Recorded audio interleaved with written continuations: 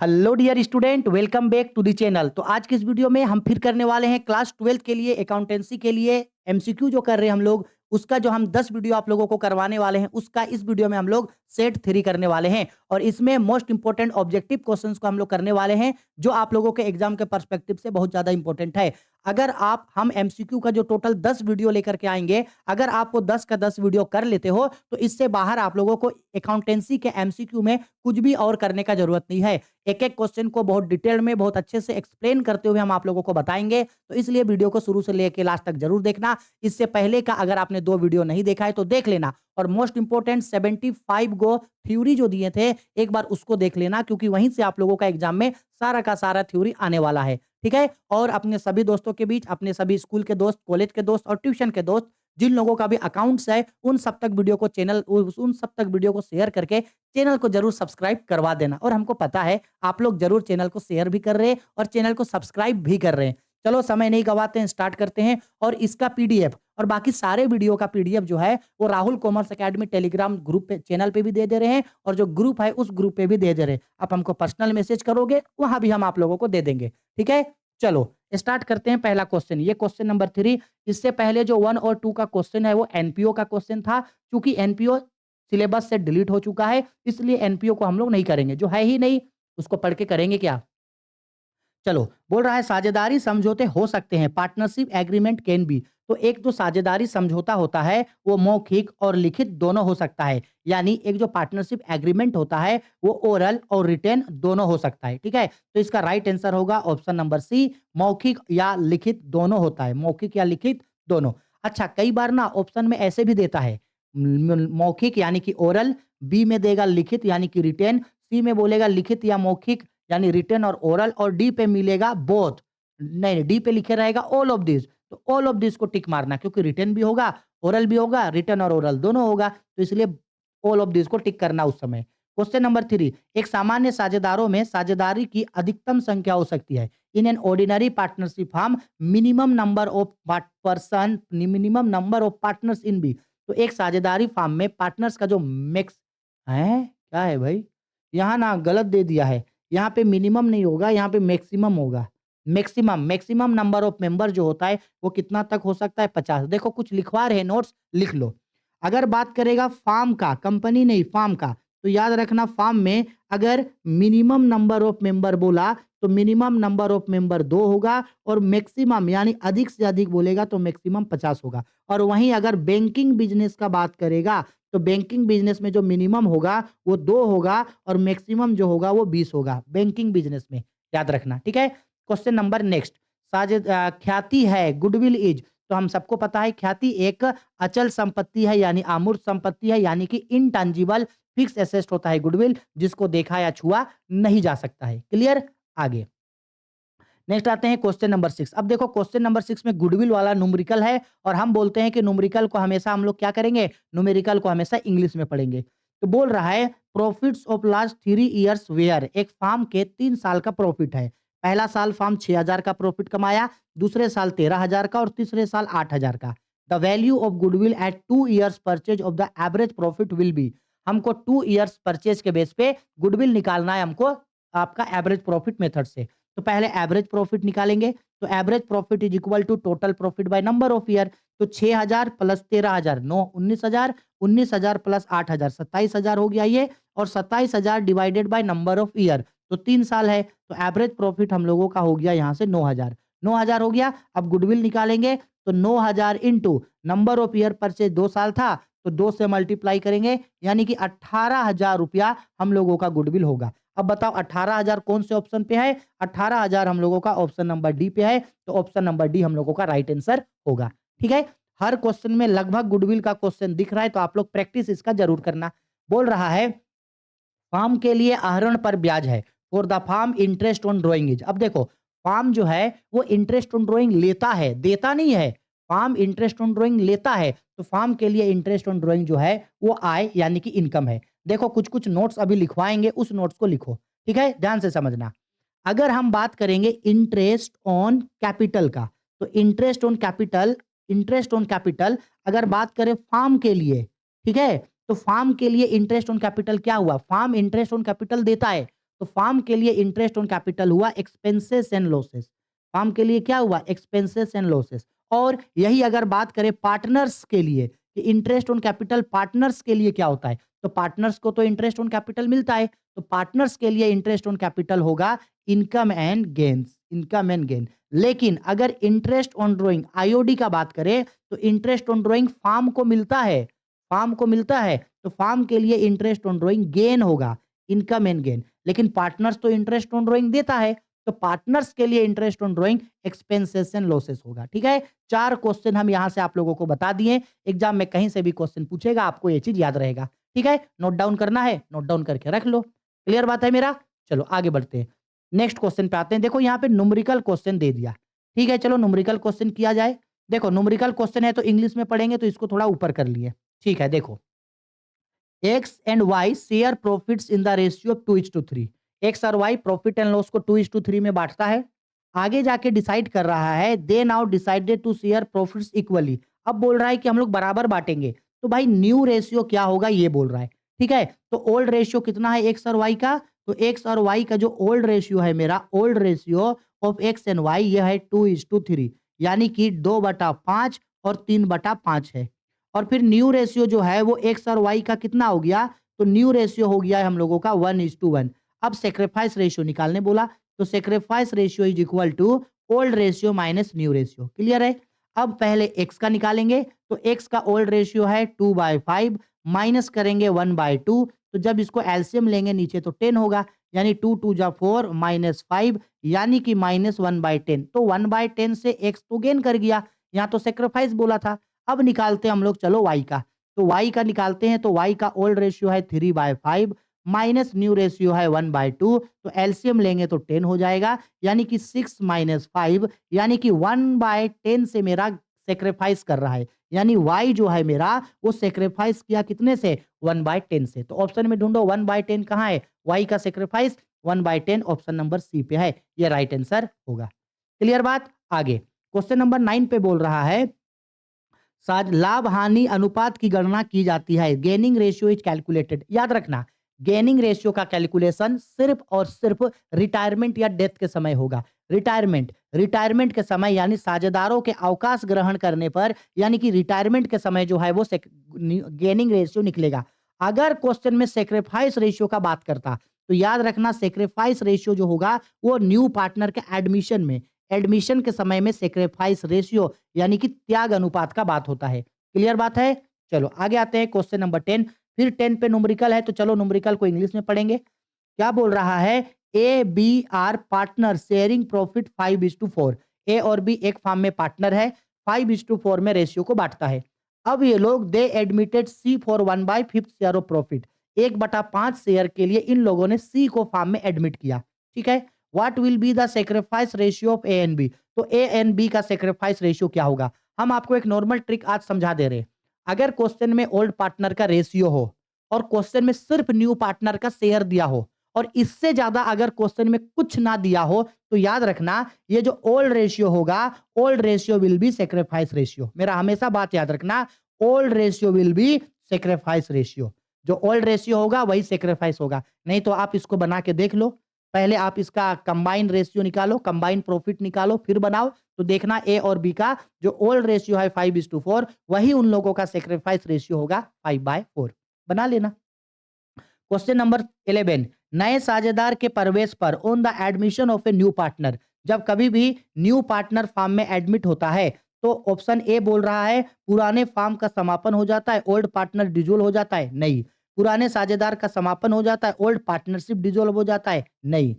Farm और साझेदार दोनों समाप्त हो जाते हैं, both both old partners and firm dissolve, नहीं भाई। तो इसका राइट आंसर होगा इनमें से सभी। क्यों? क्योंकि न्यू पार्ट इनमें से कोई नहीं। क्यों? क्योंकि जब न्यू पार्टनर फार्म में एडमिट होता है ना भाई, तो न्यू पार्टनर के एडमिट होने से पता ही क्या होता है, इससे फार्म का रिकॉन्स्टिट्यूशन होता है, पुनर्गठन होता है। तो इसका राइट आंसर होगा हम लोगों का ऑप्शन नंबर आपका डी, ना ही फार्म और ना ही साझेदार का समापन होगा, कुछ नहीं होगा। ठीक है, आगे नेक्स्ट बढ़ते हैं क्वेश्चन नंबर 12। इसमें भी न्यूमेरिकल है, तो न्यूमेरिकल है तो चलो इसको इंग्लिश में पढ़ते हैं। बोल रहा है क्वेश्चन पे A B and C are partners with the profit sharing ratio of 5:3:2। A B और सी का रेशियो है हम लोगों का 5:3:2। क्लियर?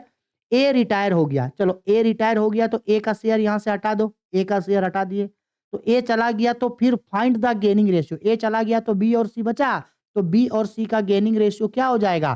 3:2 हो जाएगा, तो 3:2 गेनिंग रेशियो हो गया इन दोनों का, है ना? बहुत सिंपल क्वेश्चन। चलो आगे बढ़ते हैं, यहाँ न्यूमेरिकल है एक गो, ठीक है, न्यूमेरिकल करते हैं, 13 नंबर में एक और न्यूमेरिकल है, ठीक है, आओ।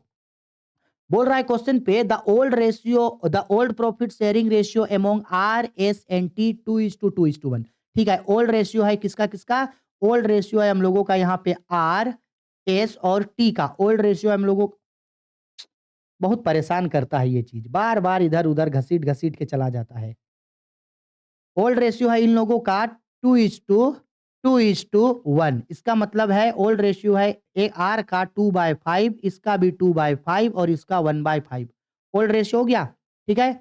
आगे, the new profit sharing ratio after S retirement is the new profit sharing ratio after S retirement is, S के रिटायर होने के बाद, नहीं नहीं कुछ गलत बोल रहा है भाई, new profit sharing ratio after S retirement is 3:2। रुको तो हिंदी में थोड़ा देखने तो क्या बोल रहा है, आर 780 के बाद, हाँ देखा, बोला ना इंग्लिश में क्वेश्चन गलत बोल रहा है। यहाँ क्वेश्चन ये बोल रहा है कि जो न्यू पार्टनर कौन रिटायर हो गया? एस, तो एस कितना से रिटायर हुआ है? एस रिटायर हुआ है 2/5 से, तो इस एस का 2/5 शेयर टेकन कर रहा है, एस का 2/5 शेयर टेकन कर रहा है, और आर टी 3:2 में ये टेकिंग कर रहा है। कौन कौन? ये टेकिंग शेयर है, टेकन ओवर वैल्यू है, टेकन ओवर वैल्यू है, जो टेकन कर रहा है वो दोनों कौन कौन? आर और टी, आर और टी टेकन कर लिया कितना? 3:2 में। समझ में आया? यही इंग्लिश में क्वेश्चन गलत लिखा हुआ है, ठीक है। तो अब हम लोग को बोला है निकालो कौन सा रेशियो? गेनिंग रेशियो, ठीक है। तो गेनिंग रेशियो का फॉर्मूला होता है gaining is equal to retire partner share into taken over value. तो रिटायर पार्टनर का तो कुछ नहीं निकलेगा, तो रिटायर पार्टनर का नहीं निकलेगा तो बाकी पार्टनर का निकलेगा, आर का। तो आर में रिटायर पार्टनर का शेयर है 2/5 और ये टेकन कर लिया 3:2 यानी कि 3/5, यानी ये हो जाएगा 6/25। और टी का होगा रिटायर पार्टनर का शेयर 2/5 और टी गेनिंग किया है 2/5, यानी कि ये हो जाएगा हम लोगों का 4 बाय यहाँ पे 25। अब जब एलसीएम लेंगे तो 25 कैंसिल हो जाएगा, तो 6/4 होगा, यानी कि 3:2 मेरा आंसर होगा, यानी ये जितना में ये लोग टेकन किया है इतना ही होगा, ठीक है। शॉर्टकट बताना चाहिए था, झूठ मूठ का इतना आगे खींच दिए, ठीक है। 3:2 होगा। देखो आगे बोल रहा है क्वेश्चन पे, किसी साझेदार के अवकाश तो इसका आंसर होगा ये। आगे बोल रहा है किसी साझेदार के अवकाश ग्रहण करने पर ख्याति के लेखांकन किस प्रकार किया जाता है? बोला गया है how is goodwill recorded at the time of retirement of a partner. भाई जर्नल पूछ रहा है, तो जब पार्टनर रिटायरमेंट होता है तो जर्नल एंट्री क्या बनता है? जर्नल एंट्री बनता है remaining partners capital account debit to retire partners capital account, ठीक है। ऑप्शन ए राइट आंसर होगा। क्लियर बात है? चलो आगे, यहाँ फॉर्मूला पूछ रहा है हम लोगों को, किस चीज का फॉर्मूला पूछ रहा है? तो फॉर्मूला पूछ रहा है हम लोगों का लाभ प्राप्ति अनुपात की गणना किस प्रकार की जाती है? How is gaining ratio is calculated. तो गेनिंग रेशियो का हम लोगों का फॉर्मूला होता है new ratio minus old ratio, यानी नया अनुपात माइनस पुराना अनुपात, ठीक है। नया अनुपात एक मिनट भाई गलत बोल रहे ना, new ratio minus old ratio, new से ओल्ड करेंगे गेनिंग आ जाएगा, हाँ ठीक है सही है। New ratio minus old ratio करेंगे तो हम लोगों का गेनिंग रेशियो निकल करके आ जाएगा, ठीक है। चलो आगे, क्वेश्चन नंबर आते हैं 16 पे। बोला गया साझेदार की मृत्यु पर अंतिम भुगतान होता है on the date of a partner in a form final payment are made through. अगर कोई पार्टनर डेथ कर गया तो उस डेट पाड़ने वाले पार्टनर का जो पेमेंट है वो किसको मिलेगा? वो उसके निष्पादक के खाते को, यानी कि उसके एग्जीक्यूटर अकाउंट में भेज दिया जाता है, उसके जो नॉमिनी होगा उसको मिल जाएगा, ठीक है। आगे, पुनर्मूल्यांकन खाता किस समय तैयार किया जाता है? Revaluation account is prepared at a time of. तो याद रखना, जब कभी भी पार्टनरशिप फॉर्म का रिकॉन्स्टिट्यूशन होगा, यानी change in profit sharing ratio हो रहा है, एडमिशन हो रहा है, रिटायरमेंट हो रहा है या डेथ हो रहा है, तो इन चारों ही कंडीशन पे हम लोगों का रिवैल्यूएशन अकाउंट बनेगा। और जब फॉर्म डिसोल्यूशन हो जाएगा तब हम लोग रियलाइजेशन अकाउंट बनाते हैं। तो इसका राइट आंसर होगा हम लोगों का इनमें से सभी, ऑल ऑफ दिस, क्योंकि एडमिशन, रिटायरमेंट और डेथ इन तीनों ही समय में हम लोग रिवैल्यूएशन अकाउंट बनाते हैं। बोला गया है कंपनी के आर्थिक चिट्ठे के संपत्ति पक्ष में चालू संपत्ति में सम्मिलित होता है। चालू संपत्ति यानी कि करेंट एसेट में हम लोग किस किस चीज को इंक्लूड करते हैं, ठीक है। चलो देखते हैं, तो करंट एसेट्स जो होता है विविध लेनदार यानी कि विविध देनदार, सन्ड्री डेटर करंट एसेट्स होता है, कैश इन हैंड भी करंट एसेट्स होता है, स्टॉक भी करंट एसेट्स होता है, सब होता है ना भाई। तो इनमें से सभी। Question number 19 most important question है, एग्जाम में कई साल पूछा है, आप लोग को भी पूछ सकता है। आदर्श चालल अनुपात द आइडल लिक्विड रेशियो। तो याद रखना आइडल लिक्विड रेशियो होता है 1:1। इसको या तो आइडल लिक्विड रेशियो बोलो या आइडल क्विक रेशियो बोलो या आइडल एसिड टेस्ट रेशियो बोलो, 1:1 होता है। और अगर क्वेश्चन में बोलता आइडल करंट रेशियो, तो आइडल करंट रेशियो मेरा होता है 2:1। इसको भी याद रखोगे। ठीक है, इन दोनों में से कोई एक क्वेश्चन एग्जाम में दे रहा है आपको। ठीक है, 100% दे रहा है। यहां हमको एक फॉर्मूला पूछ रहा है। फॉर्मूला पूछ रहा है हम लोगों को किस चीज का? Inventory turnover ratio. तो फॉर्मूला क्या होता है? Inventory turnover ratio is equal to cost of revenue from operation divided by average debtor, average inventory. तो ऑप्शन नंबर ए हमारा राइट आंसर होगा। क्वेश्चन नंबर 21 देखो, क्वेश्चन नंबर 21 पे हम लोगों को क्या बोल रहा है? कंपनी होती है, ए कंपनी इज। तो हमको पता है कंपनी क्या होता है? कृत्रिम वैधानिक व्यक्ति। Company is an artificial legal person होता है। क्वेश्चन नंबर 22 एक निजी कंपनी में अधिकतम सदस्यों की संख्या कहां तक सीमित है? द मैक्सिमम होगा, हाँ, the maximum number of members of A private company is limited. तो एक पार्टनरशिप फर्म में पार्टनर्स का जो मैक्सिमम नंबर होता है वो 200 तक होता है। याद रखना, एक पार्टनर एक कंपनी का बात कर रहा है, किसका? कंपनी का। तो एक कंपनी में अगर मिनिमम, अच्छा कंपनी में भी कौन सा कंपनी हम बात कर रहे हैं? प्राइवेट कंपनी का। तो प्राइवेट कंपनी में मिनिमम नंबर ऑफ मेंबर 2 होता है, और अगर मैक्सिमम का बात करें तो मैक्सिमम नंबर ऑफ मेंबर 200। लेकिन अगर हम एक कंपनी का बात करें और वो कंपनी हो हम लोगों का पब्लिक कंपनी, कौन सा कंपनी? पब्लिक कंपनी यानी कि सार्वजनिक कंपनी। तो पब्लिक कंपनी में मिनिमम नंबर ऑफ मेंबर 7 होगा, और अगर मैक्सिमम का बात करें कि अधिक से अधिक कितना होगा, तो नंबर ऑफ इशूड शेयर के बराबर होगा। नंबर ऑफ इशूड शेयर यानी जितना शेयर, जितना अंश कंपनी इशू करेगा उतने के बराबर होगा। ठीक है, इसको याद रखना। ठीक है ना, आगे क्वेश्चन नंबर 23 अंशधारियों को प्राप्त होता है, share holder gets. Most important question, share holders को कंपनी क्या देता है? शेयर के बदले डिविडेंड यानी कि लाभांश देता है। याद रखना, शेयर होल्डर कंपनी का ओनर होता है, ओनर। और डिवेंचर पे कंपनी इंटरेस्ट देता है, और डिवेंचर होल्डर कंपनी का क्रेडिटर्स होता है। ये सब याद रखना, छोटा छोटा क्वेश्चन है। बोला गया है पूंजी का वह भाग जो केवल कंपनी के समापन पर ही मांगा जा सकता है कहलाती है the portion of capital which can be on the winding up of the company is called. यानी कंपनी का वो कैपिटल जो कंपनी सिर्फ तभी मांगेगा जब कंपनी को बंद करने का नौबत आएगा, तो उसको बोलते हैं संचित पूंजी यानी कि रिजर्व कैपिटल। क्लियर है, आगे क्वेश्चन नंबर 25 पे बोल रहा है एक कंपनी अपने अंशों को प्रीमियम पर भारतीय कंपनी अधिनियम 2013 की किस धारा के अंतर्गत जारी कर सकती है? A company can issue its shares at premium under which of the following section of the Indian Companies Act 2013। देखो, इंडियन कंपनीज एक्ट 2013 में शेयर इशू करने का जो सेक्शन है वो है 8 पार। अगर कंपनी शेयर इशू करेगा 8 पार पे, तो 8 पार होता है हम लोगों का सेक्शन 51। और अगर एट प्रीमियम पे कंपनी शेयर इशू करेगा तो वो होगा हम लोगों का सेक्शन 52। और अगर बात एट डिस्काउंट का करेगा, हालांकि कंपनी डिस्काउंट में तो शेयर इशू नहीं करेगा, क्योंकि उसको कौन मना किया है? सेबी मना किया है, डिस्काउंट में तुम नहीं बेचेगा। लेकिन अगर डिस्काउंट होगा तो वो होता है 53। याद रखना 51, 52, 53। क्या याद रखना? 51, 52, 53 at par, at premium, at discount. 51, 52, 53 at par, at premium, at discount. तो यहाँ प्रीमियम बोला ना, तो प्रीमियम आएगा सेक्शन 52 में। क्लियर बात है, आगे नेक्स्ट आते हैं क्वेश्चन नंबर 26। 26 पे बोल रहा है अंश आवेदन खाता है, share application account is most important question.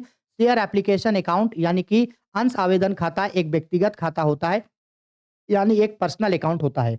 आगे नेक्स्ट बोल रहा है अधिकार अंश निर्गमित किए जाते हैं, राइट शेयर्स आर इशूड। तो देखो मोस्ट इंपोर्टेंट क्वेश्चन है, एक जो राइट शेयर होता है वो किसको इशू किया जाता है? तो राइट शेयर्स उसी को इशू किया जाएगा जो कंपनी के पहले से शेयर होल्डर्स है, यानी कंपनी के जो एग्जिस्टिंग शेयर होल्डर्स होता है उसको राइट शेयर इशू किया जाता है। याद रखना, ठीक है, विद्यमान अंशधारियों को यानी कि एग्जिस्टिंग शेयर होल्डर्स को जो है वो मेरा राइट शेयर्स इशू किया जाता है। मोस्ट इंपोर्टेंट क्वेश्चन ये होगा। क्लियर है, चलो आगे बढ़ते हैं। नेक्स्ट नेक्स्ट आते हैं क्वेश्चन नंबर 28। 28 पे बोल रहा है अंशहरण खाते के शेष को हस्तांतरित किया जाता है, balance of share forfeited account is transfer to. अगर हम लोग एक शेयर को फॉरफिटेड किए और फॉरफिटेड करके री इशू किए। उसके बाद जो पैसा बचता है उसको कहाँ भेजा जाता है? तो उसको भेजा जाता है कैपिटल रिजर्व, यानी कि पूंजी संचय खाता में कैपिटल रिजर्व। इसी के लिए ही ना जर्नल एंट्री बनाते हैं, share forfeited account debit to capital reserve account. Question number 29, ऋण पत्र धारी होते हैं, डिवेंचर होल्डर्स आर, हम अभी बताए थे डिवेंचर्स होल्डर कंपनी के लेनदार होते हैं, यानी कंपनी के क्रेडिटर्स होते हैं, इसलिए इनको इंटरेस्ट मिलता है क्योंकि डिवेंचर एक लोन है, वो लोग उधार में पैसा देता है। रियल ओनर कंपनी का शेयर होल्डर होता है। ठीक है, आगे ऋण पत्रों पर ब्याज की दर होती है, rate of interest in debenture is, तो याद रखना डिवेंचर में जो इंटरेस्ट का रेट होता है, डिवेंचर में जो इंटरेस्ट का रेट होता है वो क्या होता है? वो होता है निश्चित दर से, यानी कि फिक्स्ड। जब कंपनी डिवेंचर इशू करता है उसी समय कंपनी बता देता है कि हम कितना परसेंट इसका आपको इंटरेस्ट पे करेंगे। अगर डिवेंचर पे 6% लिखा है, 6% डिवेंचर यानी 6% इंटरेस्ट देगा। अगर डिवेंचर पे 10% लिखा है तो 10% इंटरेस्ट देगा। अगर डिवेंचर पे 12% लिखा है तो 12% इंटरेस्ट देगा। क्लियर बात है? चलो, फिक्स रेट से आगे ऋण पत्रों के शीर्षक के अंतर्गत दिखाया जाता है, ऋण पत्रों को किस शीर्षक के अंतर्गत दिखाया जाता है? Debentures holder are exhibited under the head of, तो जब हम लोग बैलेंस शीट में डिवेंचर को दिखाते हैं तो डिवेंचर को दीर्घकालीन ऋण यानी कि लॉन्ग टर्म बोरोइंग्स के नीचे में दिखाते हैं हम लोग, ठीक है, इस हेडिंग के नीचे दिखाते हैं। आगे बोल रहा है क्वेश्चन नंबर 32 पे, अपने ऋण पत्रों को रद्द करने पर हुए लाभ का अंतरण होगा, profit on cancellation of own debenture is transfer to, अगर कंपनी के पास खुद का डिवेंचर था जो उसको दूसरा कंपनी का डिवेंचर खरीदा और उस डिवेंचर को वो कैंसिल कर दिया, तो उससे जो पैसा प्रॉफिट हुआ उसको कहां दिखाएगा? अगर शेयर फॉरफिटेड किया उसका पैसा बचा, या डिवेंचर कैंसिल किया उसका पैसा बचा, तो जो भी पैसा बचा उसको एक ही फंड में भेजेगा, दैट इज कॉल्ड, जिसको हम लोग बोलते हैं कैपिटल रिजर्व, यानी कि पूंजी संचय खाता। एक ही रिजर्व में वो सब चीज को दिखाएगा। ठीक है, आया समझ में? ऑप्शन डी इसका राइट आंसर होगा, ऑप्शन डी इसका राइट आंसर होगा। देखो आगे बोल रहा है, यहां पे हम लोगों को एक न्यूमेरिकल क्वेश्चन दिया, लेकिन न्यूमेरिकल क्वेश्चन का यहाँ पे क्वेश्चन गलत दिया है, तो इसको हम लोग यहाँ पे सही करते हुए लिखेंगे, हम समझा रहे हैं। बोल रहा है हिंदी में सही दिया है, बोल रहा है कि 2020 में प्रॉफिट था 1 लाख, 2020 में प्रॉफिट था 1 लाख, और फिर 2021 में प्रॉफिट हो गया है 80,000। तो बताना है आपको कि ये कितना परसेंट चेंज आया, यानी ये जो 80,000 है इसका परसेंटेज निकालना है, 80,000 नहीं, मतलब ये जो कितना चेंजेस आया है मेरा उसका हम लोगों को परसेंटेज यहाँ पे निकालने को बोला। तो बताओ 20,000 1 लाख से 80,000 हुआ तो कितना चेंजेस हुआ? भाई 20,000 का चेंज आया तो इस 20,000 का परसेंटेज निकालना है। तो 20,000 डिवाइडेड बाय पहले कितना था? पहले 1 लाख था, तो 1 लाख लिखेंगे और इंटू परसेंटेज में बदलने के लिए 100। तो जब इसको सोल्व करेंगे तो ये हम लोगों का 20% आएगा, यानी ऑप्शन नंबर ए हम लोगों का राइट आंसर होगा। ठीक है, बेसिकली याद है आप लोग को कॉमन साइज स्टेटमेंट और कंपैरेटिव स्टेटमेंट बनाते हैं ना, जिस बेसिस पे परसेंटेज निकालते हैं कंपैरेटिव का, उसी बेसिस पे आपको परसेंटेज निकाल के दिखाना है। ठीक है, आगे कंपैरेटिव का ही क्वेश्चन है वो। 34 में बोल रहा है समान आकार के आय विवरण में शुद्ध विक्रय की राशि को किसके समान माना जाता है? In a common size statement the amount of net sale assume to be 100, क्या मानते हैं उसको? 100 मानते हैं। बोल रहा है 35 पे ऋण पत्रधारी को मिलता है डिबेंचर्स होल्डर रिसिप्ट, तो हमको पता है डिबेंचर्स होल्डर को इंटरेस्ट मिलता है। क्या मिलता है? इंटरेस्ट, यानी कि ब्याज मिलता है। लाभांश मिलता है शेयर होल्डर्स को। ठीक है, आगे नेक्स्ट बोल रहा है कि लाभ व हानि विवरण को कहा जाता है, लाभ हानि विवरण को, यानी कि ये जो profit and loss statement account है इसका दूसरा नाम होता है इनकम स्टेटमेंट, यानी कि आय विवरण। ठीक है, लाभ हानि विवरण को आय विवरण कहा जाता है।